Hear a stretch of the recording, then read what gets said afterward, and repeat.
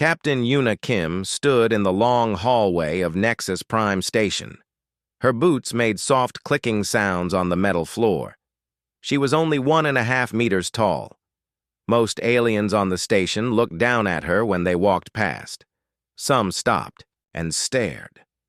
Others laughed quietly behind her back. Yuna carried a small black briefcase in her right hand. Inside were documents from Earth Command, trade agreements, territory requests, plans for new human colonies. She had been trying to get these papers signed for 6 months now. Every single attempt had failed. The hallway stretched ahead of her like a metal tunnel. Blue lights ran along the ceiling. They cast strange shadows on the walls. Yuna could hear the hum of the station's life support systems. Air recyclers worked day and night to keep thousands of different species breathing. She reached the diplomatic wing of the station. Here the ceilings were much higher. The builders had made everything big enough for the largest species in the galaxy. Yuna felt even smaller walking through these rooms. A voice called out behind her. "Captain Kim, wait!" Yuna turned around. Admiral Han Seok was walking toward her. He was a tall man with gray hair and tired eyes. He had been her commanding officer for 3 years. "Admiral," Yuna said. She stood straight and gave him a small salute.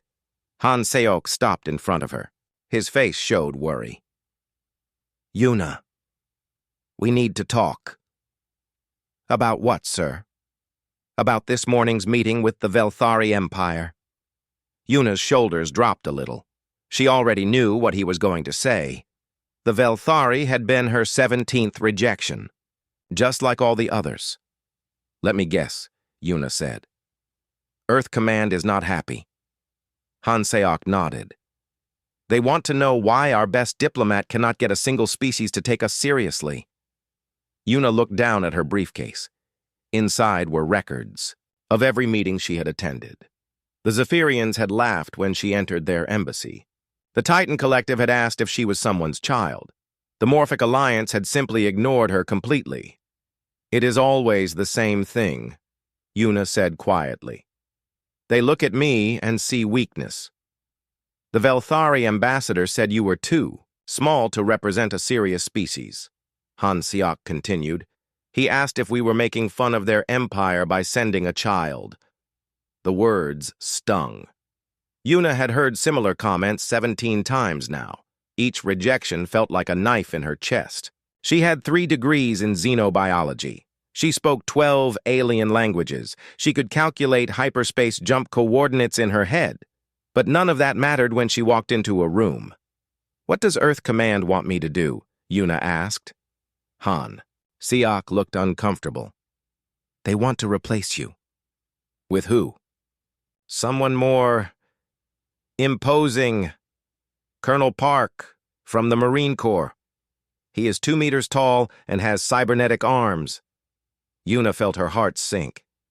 She had worked her whole life for this position. She had studied alien cultures since she was 15 years old. She knew more about galactic politics than anyone else in the human fleet. "Admiral," she said, "give me one more chance." Han Seok shook his head. "Yuna, I have been fighting for you for months. But Earth needs these trade agreements. Our colonies are running out of resources. We need allies." "I know that, sir. The galaxy sees us as a minor species. When they look at you, they see confirmation of that belief." Yuna wanted to argue. She wanted to tell him that size did not matter. That intelligence and skill were more important than height and strength. But she had been making that argument for months. The results spoke for themselves.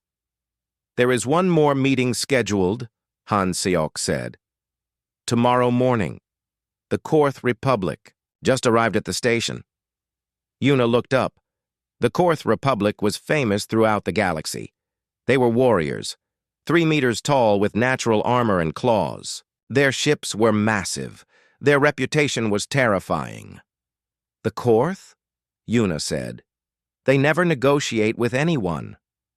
Apparently, they requested a meeting with all species representatives. Every other diplomatic team is pulling their people out. They think the Korth are here to start a war. What do you want me to do?" Han Seok was quiet for a long moment. "Earth Command says this is your last chance. If the Korth reject you too, that is it. Colonel Park takes over next week." Yuna nodded. She understood. 18 attempts. 17 failures. This was her final opportunity to prove that humans deserved respect in the galaxy. "I will meet with them," she said. "Yuna," Han Seok said softly, "I believe in you. I always have. But the Korth are different from the others. They respect only strength and size. You are neither strong nor big." "Then I will have to find another way," Yuna replied. That evening, Yuna sat in her small quarters on the human section of the station. She read everything she could find about the Korth Republic, their history, their culture, their military tactics. Most of the information was incomplete. The Korth kept to themselves. What she learned worried her. The Korth had never signed a treaty with anyone. They communicated through displays of power. Their language had no word for compromise. Every first contact report described them as aggressive and dangerous. Yuna looked at herself in the mirror. She was small. She looked young. Her uniform was clean and pressed, but it could not hide her size.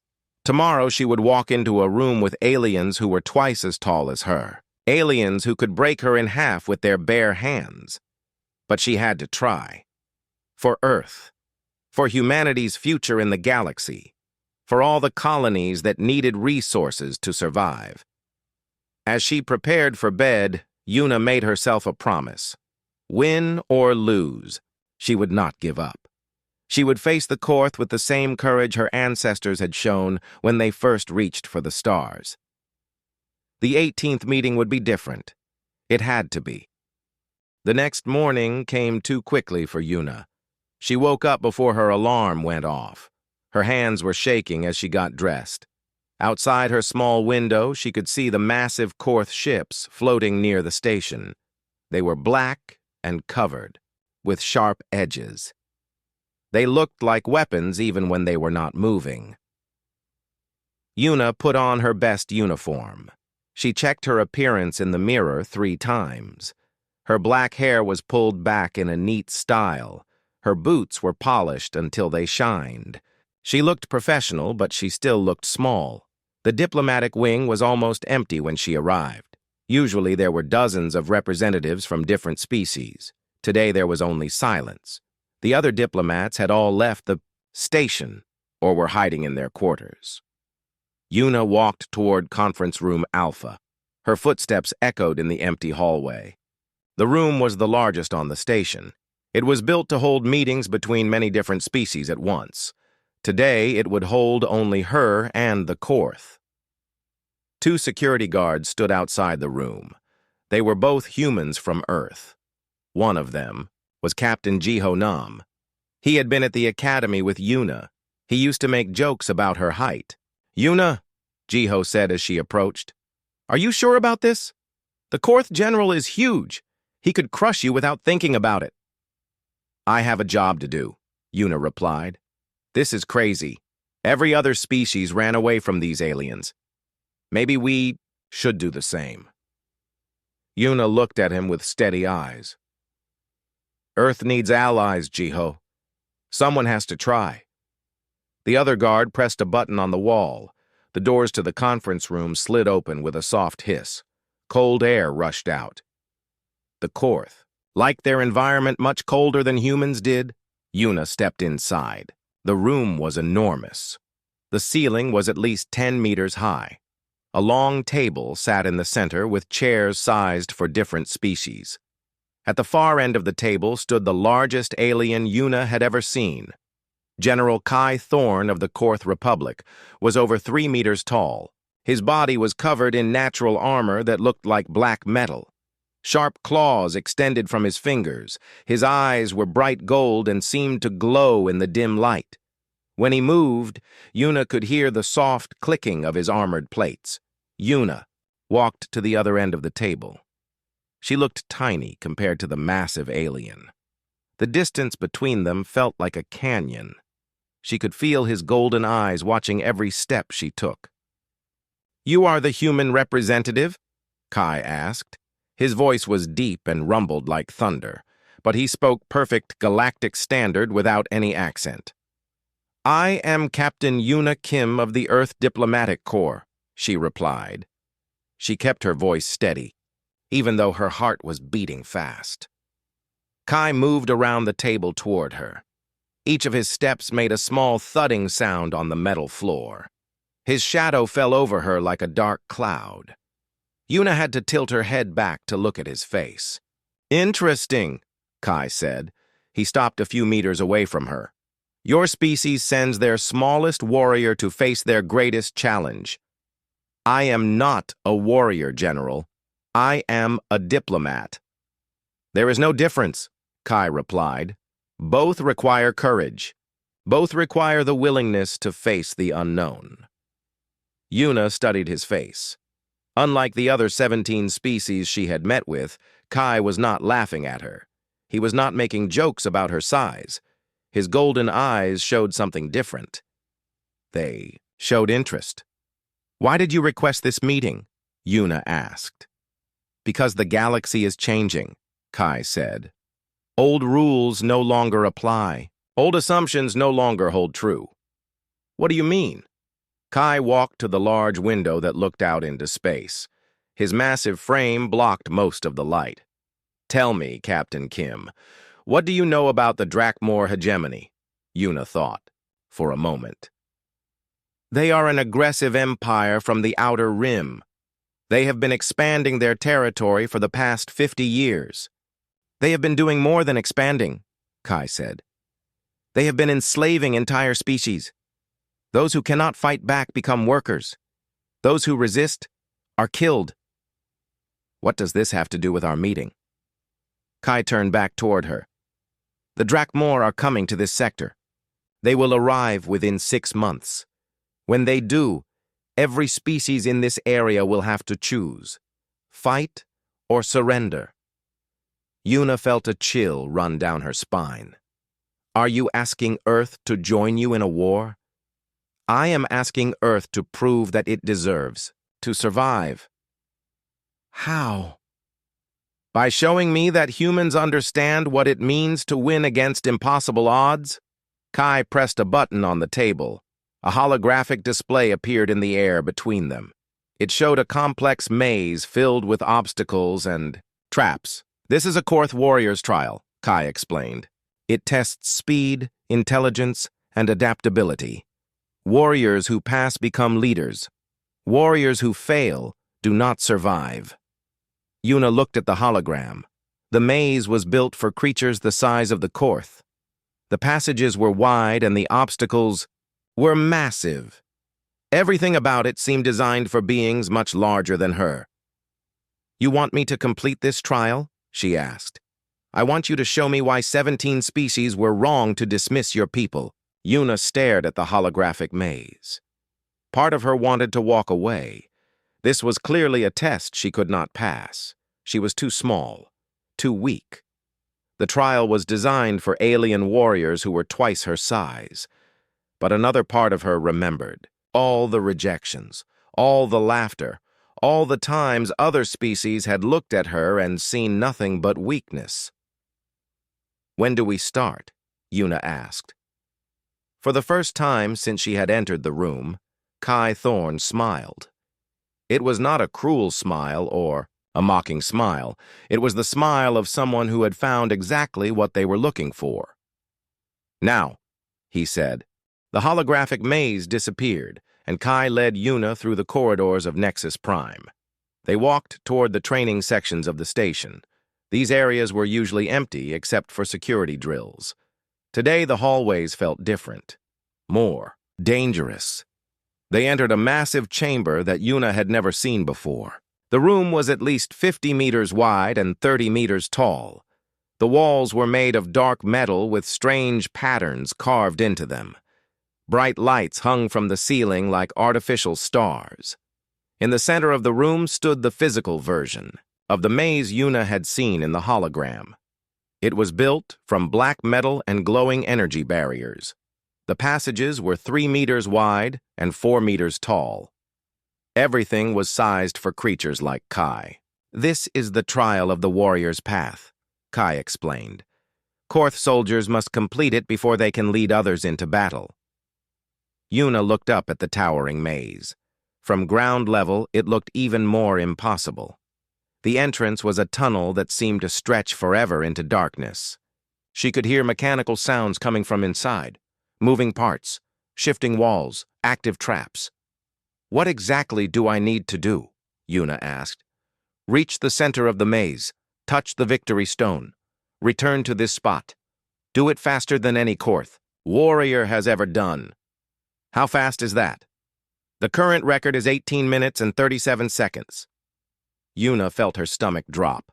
She was being asked to compete with alien warriors who were twice her size and 3 times her strength. Warriors who had trained their entire lives for challenges like this. "And if I fail? Then your species is too weak to deserve survival." Captain Jiho Nam had followed them into the chamber. He stepped forward with anger on his face. "This is insane. You are setting up an impossible test. She cannot compete with your warriors." Kai turned his golden eyes toward Jiho. "Are you saying humans give up when faced with difficult challenges? I am saying this is not fair." "The Drakmor will not be fair either," Kai replied. "They will not adjust their attacks to match your size. They will not make exceptions for your limitations." Yuna held up her hand to stop Jiho from speaking. She understood what was happening here. This was not just about completing a maze. This was about proving that humans could find ways to win even when everything seemed hopeless. "I will do it," she said. Yuna walked to the entrance of the maze. The tunnel stretched ahead of her like the mouth of a metal beast. She could feel cool air flowing out of the passages. The mechanical sounds were louder now. Gears turning, pistons moving. The maze was alive. "Begin when you are ready," Kai called out from behind her. Yuna took a deep breath and stepped into the tunnel. The moment her foot crossed the entrance line, lights flashed and alarms began to sound. A timer appeared on the wall showing 00001 and counting up. The first passage was straight and simple. Yuna ran forward as fast as she could. Her small size meant she could move quickly through the wide corridors, but she knew the real challenges were ahead. She reached the first obstacle. A series of massive hammers swung back and forth across the passage. They were designed to test a warrior's timing and reflexes. For a Korth warrior, this meant waiting for the right moment and then sprinting through.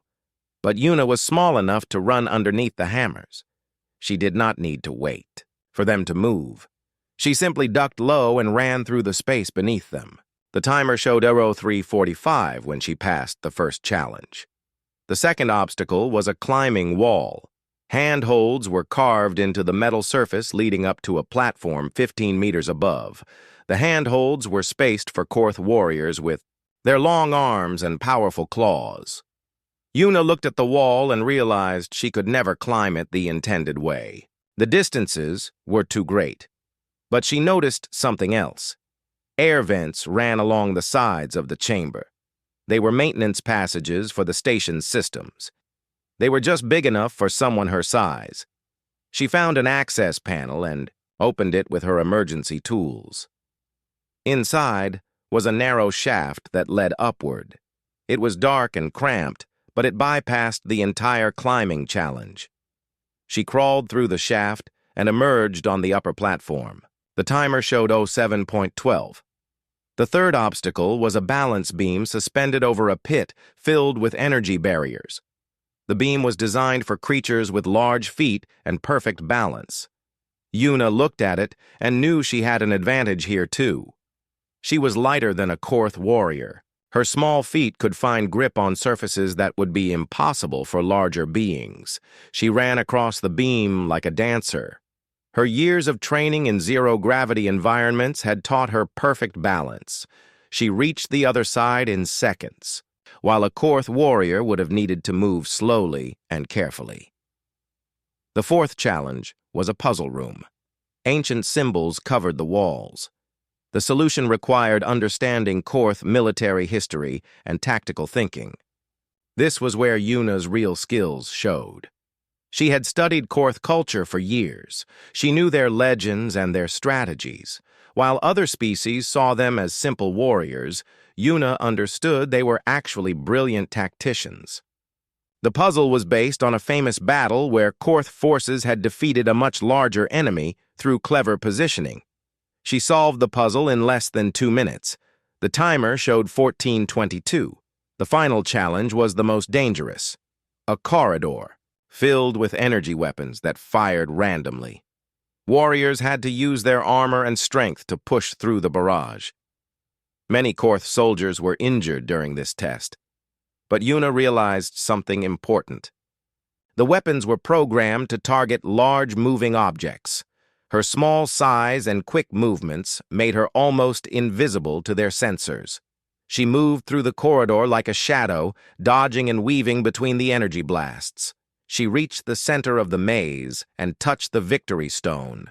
The timer showed 16:54. The return journey was faster because she knew the way. She used every shortcut and advantage her size gave her.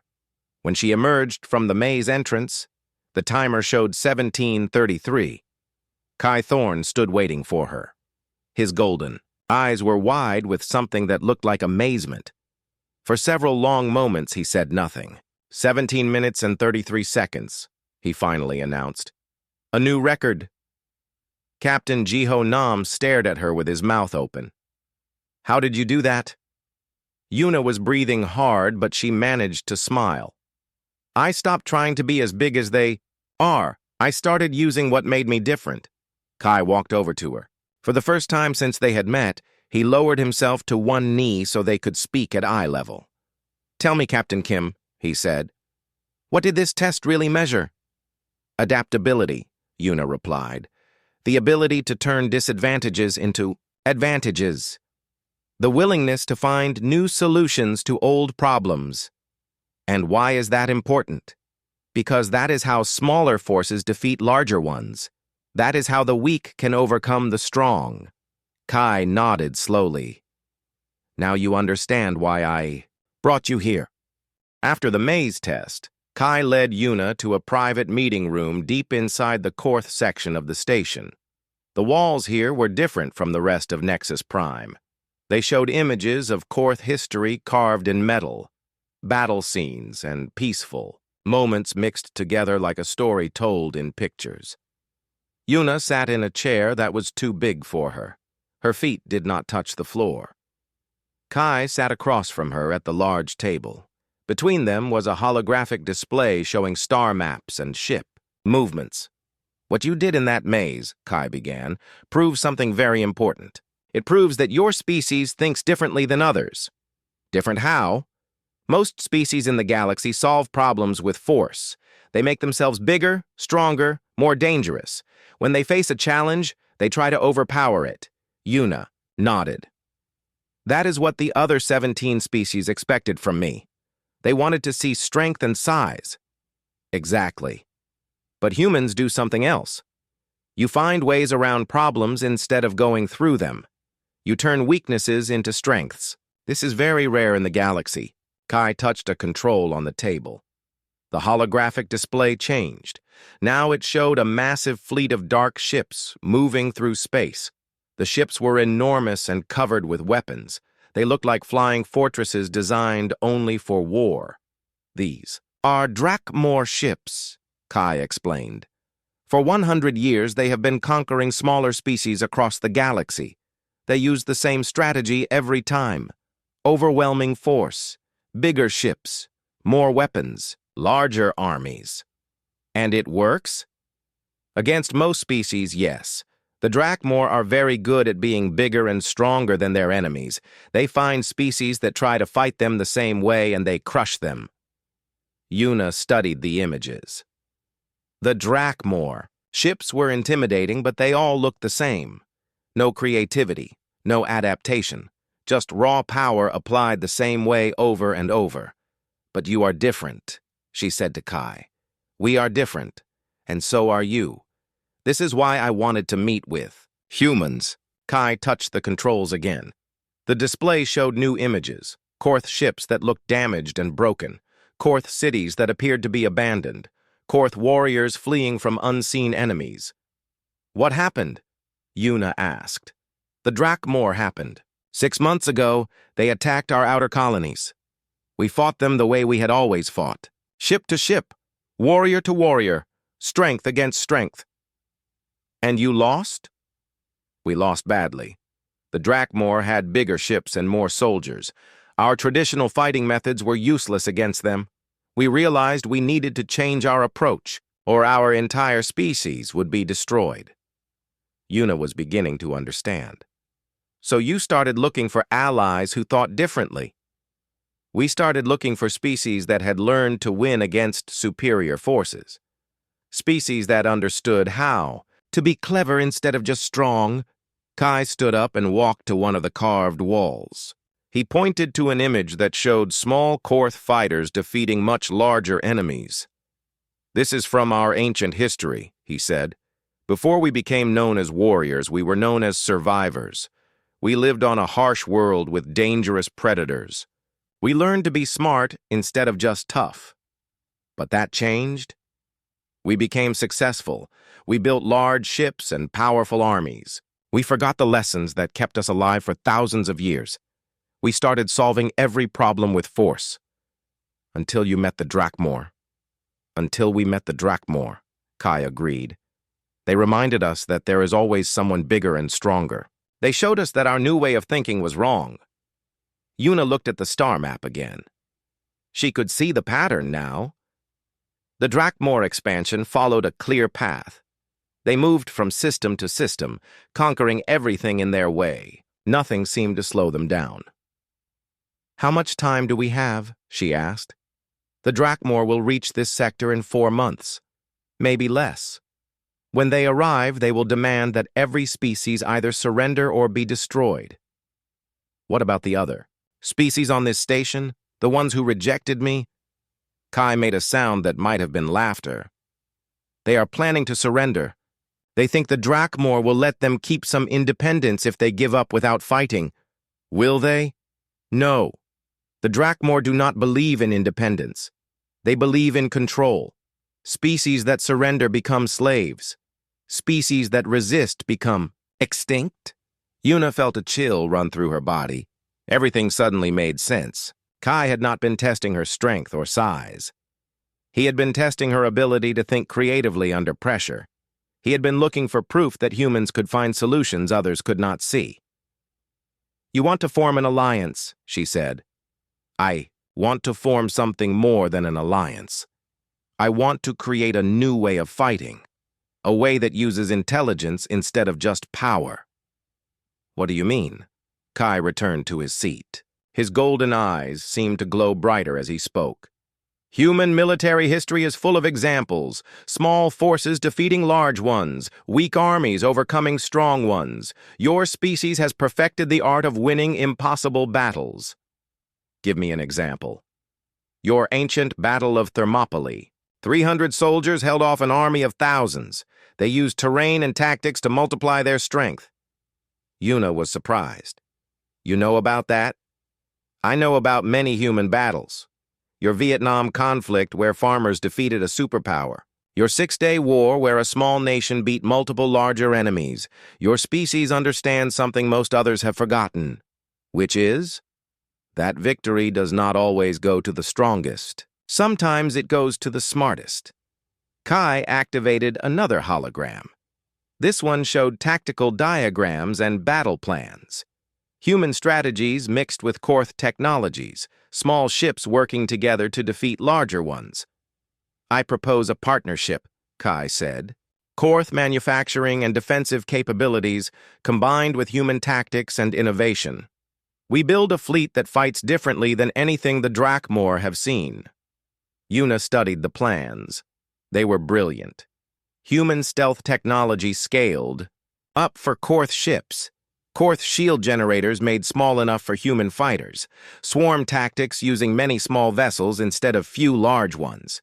The other 17 species would never agree to this, she said. The other 17 species will be slaves within a year. We are not asking them. We are asking you. Yuna felt the weight of the decision.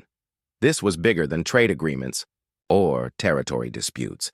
This was about the survival of human civilization. Maybe the survival of free civilization in the galaxy? What happens if we say yes? We spend the next 4 months building a fleet and training together. When the Drakmor arrive, we show them that there is more than one way to fight a war. And if we say no, then we both face the Drakmor alone. And we both lose. Yuna was quiet for a long time. She thought about Admiral Han Sayok and the pressure from Earth Command. She thought about all the colonies that needed resources to survive. She thought about the 17 rejections and what they really meant. I need to contact Earth, she said finally. Of course. But remember, Captain Kim, 17 species looked at you and saw someone too small to matter. I look at you and see exactly what we need to win this war. 3 weeks later, the shipyards around Nexus Prime were busier than they had ever been. Human and Korth engineers worked side by side, building something the galaxy had never seen before. A combined fleet designed for speed, intelligence, and adaptability rather than raw power. Yuna stood in the command center watching the construction. Through the massive windows, she could see dozens of ships taking shape. They were smaller than traditional warships, but they moved like living things.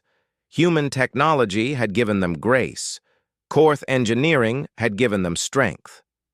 Chief Engineer. Sora Lee approached from behind. She was carrying a tablet full of technical reports. Her face showed excitement and exhaustion at the same time. The first squadron is ready for testing, Sora announced. The fusion of our technologies worked. Better than we hoped. Show me, Yuna said. Sora activated a holographic display. It showed a sleek ship about half the size of a normal Korth cruiser. The hull was covered with human stealth plating that could bend light and sensor waves. Inside was a Korth shield. Generator powerful enough to protect ships twice its size. We call them ghost fighters, Sora explained. They can stay invisible until they are ready to attack. Then they strike hard and disappear again. How many do we have? 50 completed. Another 100 in production. The Korth are building them as fast as they can. Yuna nodded. It was not enough to fight a traditional battle against the Drakmor, but it might be enough for the kind of battle she had in mind. Admiral Han Sayok's voice came through the communication system. Captain Kim, please report to the strategy room. Yuna found Han Sok standing with Kai and several other officers from both species. A massive holographic display showed the local star systems. Red markers indicated Drakmor fleet movements.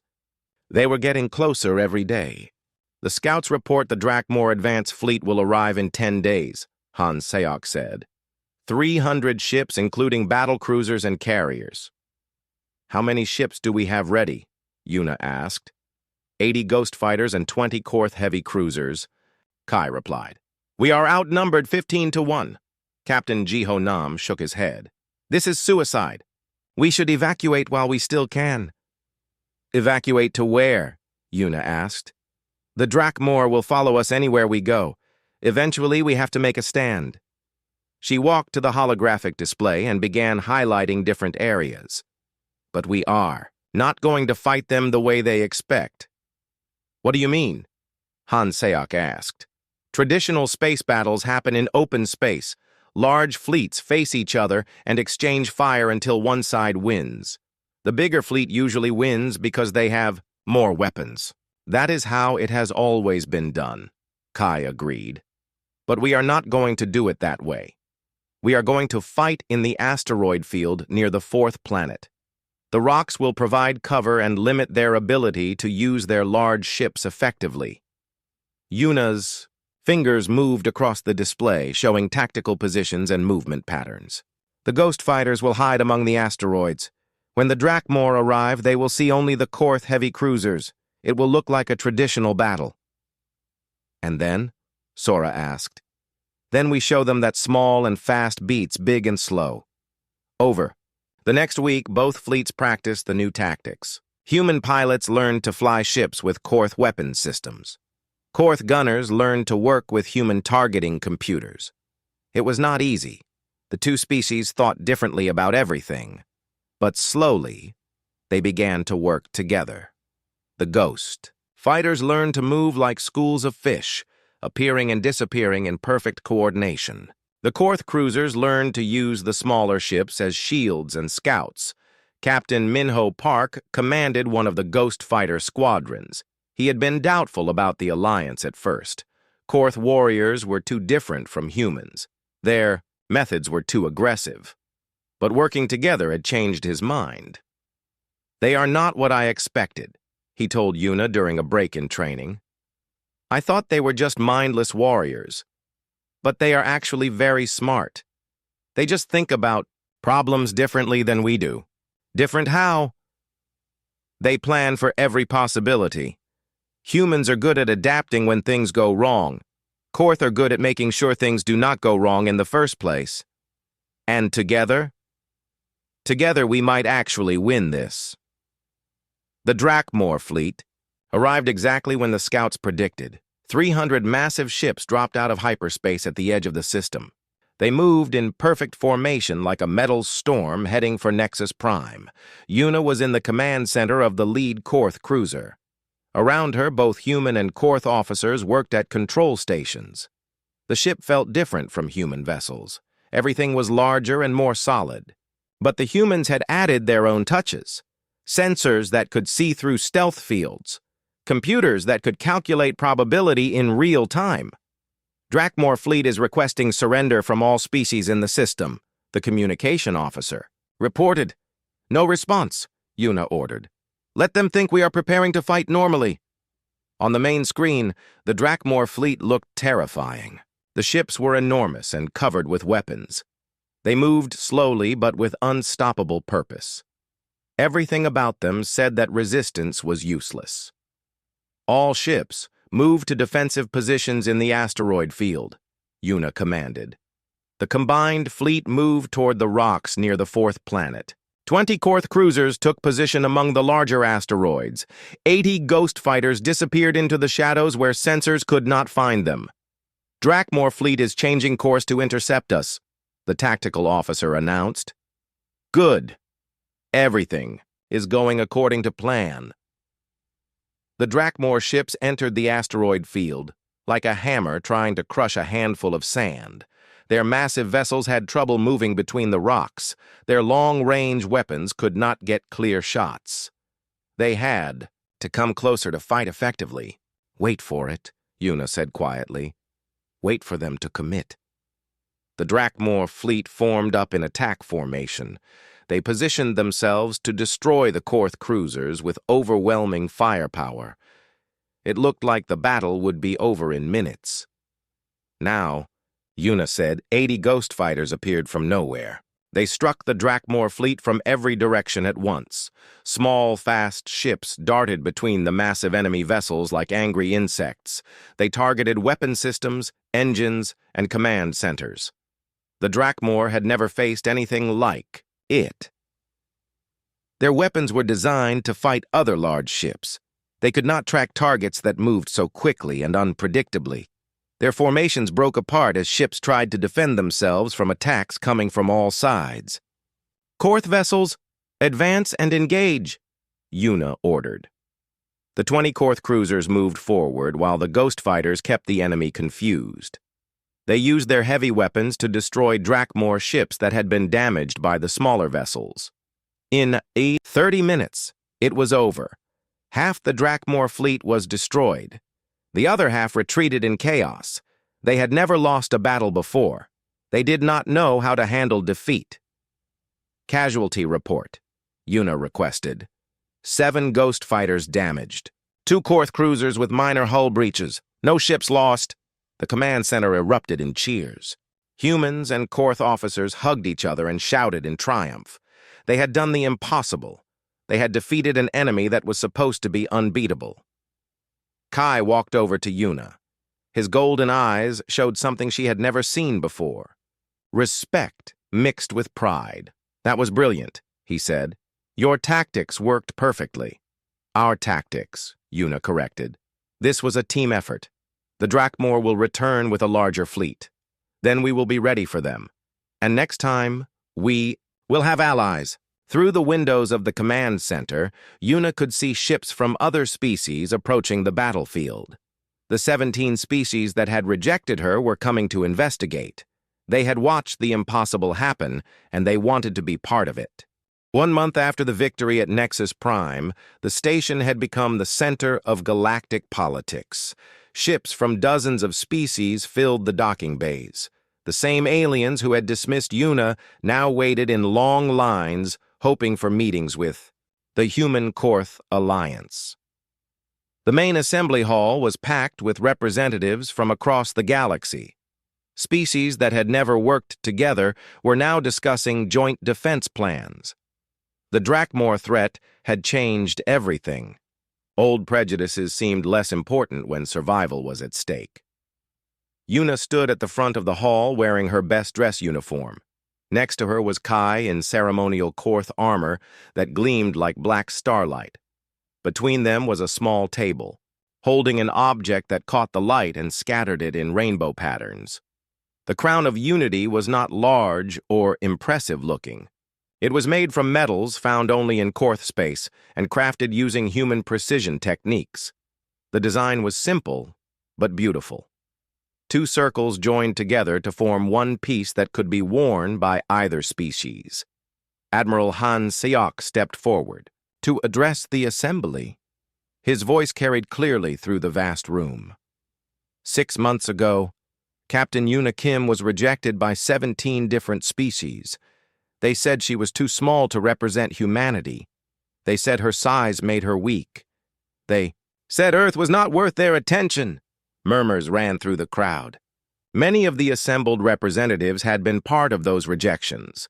Now they looked uncomfortable as their past decisions were discussed publicly. Today we gather to witness something historic, Han Seok continued. Not just an alliance between 2 species, but the birth of a new way of thinking about strength and leadership. Kai stepped forward. His golden eyes swept across the assembled representatives. When he spoke, his voice was calm, but carried the weight of absolute authority. The Korth Republic has existed for 3,000 years. In all that time, we have never formed an equal partnership with another species. We believed that true strength meant standing alone. He paused and looked at Yuna. Captain Kim taught us that we were wrong. True strength comes from finding others who complement your abilities. True power comes from working together toward common goals. The Velthari ambassador, who had rejected Yuna months earlier, stood up in the audience. His crystalline form reflected the lights of the hall as he spoke. General Thorn, the Velthari Empire wishes to join this alliance. We offer our manufacturing capabilities and trade networks. Other voices rose from the crowd. The Titan Collective offered their mining operations. The Morphic Alliance offered their scientific research facilities. One by one, species that had dismissed humans now begged to be included. But Yuna held up her hand for silence. When the hall was quiet, she spoke in a voice that carried to every corner of the room. This alliance is not about collecting as many members as possible. It is about finding species who share our values, species who understand that diversity makes us stronger, not weaker. She gestured toward the crowd. Many of you are here because you are afraid of the Drakmor. Fear is not enough. We need partners who believe in cooperation even when there is no immediate threat. A new voice spoke from the back of the hall. It belonged to Captain Jiho Nam, who had once doubted Yuna's abilities. Captain Kim, the Earth Defense Force requests permission to join the Alliance as a full partner. We offer our complete military and technological resources. Granted, Yuna replied with a smile. One by one, carefully selected species were invited to join. Not all of them were accepted. Those who had shown genuine respect for smaller species were welcomed. Those who still believed that might made right were politely declined. When the formal presentations were finished, Kai picked up the crown of unity. The assembled representatives fell silent as he began to speak. In ancient Korth tradition, warriors who prove themselves in battle are marked with symbols of honor. These symbols show that they have earned the respect of their peers through courage and skill. He held the crown so that the lights made it sparkle. This crown represents something new. Not just honor earned in battle, but honor earned through wisdom, cooperation, and the courage to try new approaches. Kai walked over to Yuna. Despite their size difference, he knelt on one knee so they were at the same eye level. The hall was completely silent as he placed the crown on her head. 17 times you were judged and found wanting, he said loud enough for everyone to hear. 17 times other species looked at you and saw only limitations. But I see what they could not. I see a perfect partner for the challenges ahead. The crown felt surprisingly light on Yuna's head. It had been designed to fit both human and Korth anatomy. When she wore it, the two metal circles aligned perfectly to form a single piece. I name you battle sister and co-sovereign of our alliance, Kai continued. You are no longer just a representative of humanity. You are a leader of all free species who choose cooperation over domination. The crowd erupted in applause, but the sound was different from normal political gatherings. This was genuine appreciation, not polite obligation. These beings had seen what the human Korth alliance could accomplish. They wanted to be part of something that worked. Yuna stood and faced the assembly. The crown caught the light and seemed to glow with its own inner fire. 6 months ago, I was told that humans were too small to matter in galactic politics, too weak to deserve respect, too different to find acceptance. Her voice grew stronger as she continued. But being small taught us to be smart. Being weak taught us to be creative. Being different taught us to value diversity. She gestured toward Kai. General Thorn and I represent more than just an alliance between two species. We represent a new way of measuring worth, not by size or strength, but by wisdom and willingness to work together. The applause grew louder. In the crowd, Yuna could see faces from dozens of different species. Some had scales, others had fur. Some had multiple eyes, others had none at all. But they were all united by a common understanding. The galaxy is changing, Yuna continued. The old ways of thinking are no longer sufficient. Species that learn to adapt and cooperate will thrive. Those that cling to outdated ideas about strength and dominance will be left behind. She paused and looked directly at the representatives who had rejected her months earlier. There is room in this alliance for everyone who is willing to embrace these new ideas. Size does not matter. Physical strength does not matter. What matters is the courage to try new approaches and the wisdom to value what others bring to the partnership. Chief Engineer Sora Lee stepped forward, carrying a holographic projector. When she activated it, the hall filled with images of the combined fleet, human and Korth ships working together, crews from both species sharing duties and responsibilities. This is what we have built together, Sora announced. Not just ships, but a new way of solving problems. Human creativity combined with Korth engineering. Fast thinking paired with careful planning.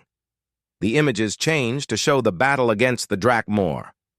The crowd watched as small, fast ships defeated much larger enemies through teamwork and innovation. The Drakmor are regrouping, Yuna said as the images faded. They will return with an even larger fleet, but they will find something they do not expect. They will find that the galaxy has learned to fight back. Admiral Han Seok stepped forward one final time. The Earth Defense Force is proud to serve under Captain Kim's leadership. She has shown us that our greatest strength is not our weapons or our ships, but our ability to find common ground with those who are different from us. As the ceremony concluded, representatives from the allied species came forward to pledge their support. Each one offered something unique: advanced technologies, strategic resources, cultural knowledge, military expertise. But the most important thing they offered was proof that Yuna had been right. Diversity really did make them stronger. Different approaches to the same problems created better solutions. Later that evening, Yuna stood alone in her quarters looking out at the stars. The crown of unity sat on her desk, no longer glowing but still beautiful in the dim light. Kai's voice came through the communication system. "Are you ready for what comes next, Battle Sister?" "The Drakmor will not give up easily," Yuna replied. "But neither will we." "Good, because tomorrow we begin planning our next moves. There are other species out there who need to learn that being small does not mean being powerless." Yuna smiled as she prepared for sleep. 6 months ago, she had been a failed diplomat, heading for replacement. Tonight, she was the co-leader of the largest alliance in galactic history. She had learned that sometimes the 18th attempt succeeds where the first 17 fail. Sometimes being underestimated is the greatest advantage of all. And sometimes the person everyone overlooks turns out to be exactly what the galaxy needs. The future was uncertain. The Drakmor would return. New challenges would arise. But humanity had found its place among the stars. And that place was not as subjects or servants, but as equal partners in shaping the future of all free species. The crown of unity caught the starlight one last time before Yuna turned off the lights. Tomorrow would bring new challenges. But tonight, for the first time in months, she slept peacefully, knowing that humanity was no longer alone.